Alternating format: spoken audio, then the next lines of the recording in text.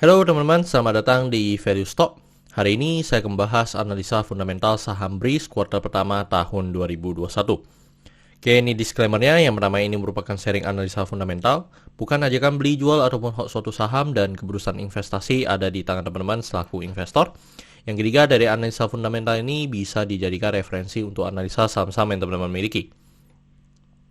Oke, pertama-tama kita masuk ke bisnis model dari saham BRIZ ini. Untuk kegiatan usahanya bergerak di bidang usaha perbankan syariah. Jadi untuk sumber income-nya berasal dari bagi hasil, karena di syariah tidak ada interest ya atau bunga, tetapi sifatnya merupakan bagi hasil. Terus untuk segmen usaha atau marketnya di Indonesia, terkait kasus hukum, selesai membuat video ini saya tidak menemukan adanya kasus hukum yang terkait dengan BRIZ.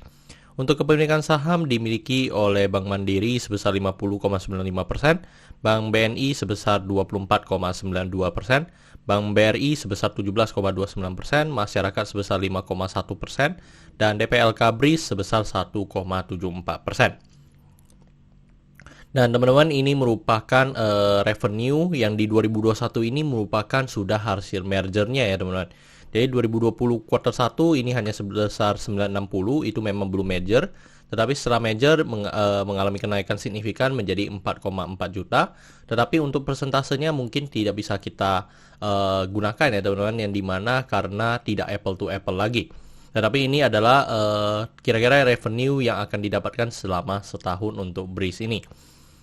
Terus untuk dari segi net profit juga seperti yang tadi saya katakan mengalami kenaikan hampir 800% ya teman-teman. Jadi ini juga naiknya sangat signifikan, tetapi ini kembali ini sudah dilakukan merger. Dan ini adalah asumsi yang bisa didapatkan sampai dengan akhir tahun. Terus untuk dari segi aset juga mengalami kenaikan, dan kenaikannya 300% ya teman-teman.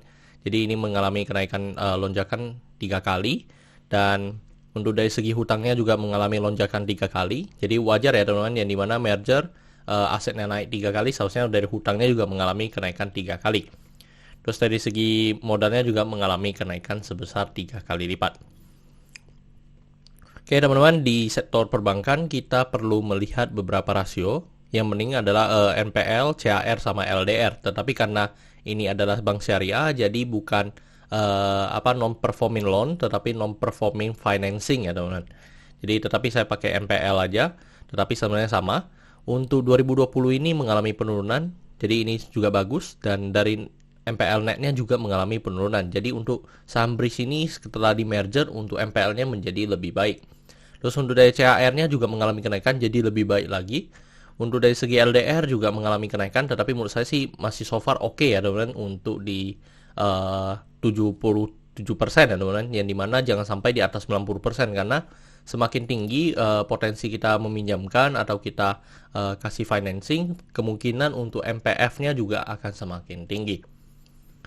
Terus ini adalah summary laporan keuangannya dari 2014 sampai 2021, dan di sini akan sedikit berbeda dari video saya yang lainnya, yang dimana saya akan fokus 2020 dan 2021 teman-teman, yang dimana sebelum merger dan setelah merger. Jadi ini akan ada sedikit perbandingan. Teman-teman, kita lihat dari segi yang pertama adalah NPM atau Net Profit Margin. Untuk Net Profit Marginnya dari yang 5% loncat menjadi 16,85%. Jadi ini bagus ya teman-teman, yang dimana NPM-nya di atas 10%. Terus untuk dari segi EPS yang 25 menjadi 73. Untuk dari segi PER-nya yang dari 88 menjadi 25,39 kali. Tetapi teman-teman, untuk PER ini menurut saya masih sangat tinggi dibandingkan dengan perbankan yang lain. Jadi teman-teman bisa cek untuk perbankannya. Untuk dari segi book value di 553, ini 554. Nah, dan untuk PBV-nya menjadi 3,36 kali. Dan ini juga masih sangat mahal ya teman-teman, yang dimana kalau kita lihat seperti Bank BNI, Bank Mandiri atau Bank BRI pun untuk dari segi PBV kayaknya gak setinggi dari saham BRIZ ini. Terus untuk dari segi DER-nya di 9,62, ini 944. Ini juga sangat tinggi teman-teman, yang dimana hutangnya sangat tinggi sekali dibandingkan dengan modalnya. Jadi untuk 9 kali menurut saya sih udah kurang bagus ya teman-teman untuk di sektor perbankan. Bagusnya itu di bawah 8 kali untuk dari segi DER. Terus untuk dari segi ROE di 13,22%, jadi ini bagus, yang dimana di atas 9% saya anut, dibandingkan dengan 2020 masih sekitar 4% lebih. Terus untuk dari segi ROA di 1,27%. Oke teman-teman, saya membuat video ini untuk harga saham BRIS di 1855. Dan dari analisa fundamental saya bisa menemukan nilai intrinsik yang saya berikan adalah 1100. Tetapi untuk intrinsik ini benar-benar hanya pure dari 2021-nya. Tetapi untuk yang sebelum-sebelumnya ada beberapa indikator analisa saya yang menggunakan data history juga, tetapi tidak bisa dihitungkan untuk intrinsic value-nya. Tetapi kalau untuk hanya benar-benar 2021, menurut saya untuk harga sekarang sudah over value. Dan saya memberikan 1100, jadi margin of safety-nya minus 41%. Dan ini kesimpulannya, yang pertama dari produk dan jasa saya berikan sosoke karena saya melihat perusahaan ini mampu bertahan ya di masa 10 tahun ke depan. Untuk GCG saya berikan sosoke karena memiliki pemegang saham mayoritas, yang kedua tidak memiliki kasus hukum.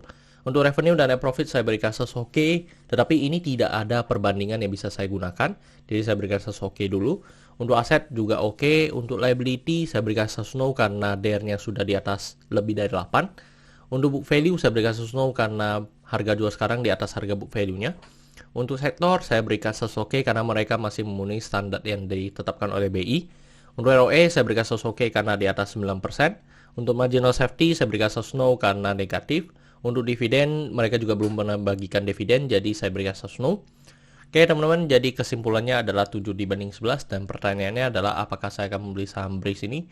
Tidak ya teman-teman, karena memang untuk secara fundamental belum ada perbandingan yang bisa saya lakukan lebih detail. Tetapi kalau secara valuasi, harga saham sekarang memang dijual sangat over value. Oke teman-teman, saya rasa cukup sekian untuk video kali ini. Jangan lupa untuk like dan subscribe. Jangan lupa juga untuk follow saya di Instagram saya di royken13. Dan teman-teman, saya ada membuat grup Telegram, jadi teman-teman bisa join grup Telegram saya di Value Stock. Untuk linknya teman-teman bisa dapatkan di deskripsi di bawah. Dan jika teman-teman ada kode saham yang ingin saya buatkan analisa seperti ini, silahkan tinggalkan di kolom komentar untuk kode sahamnya. Oke teman-teman, see you in the next video. Bye-bye.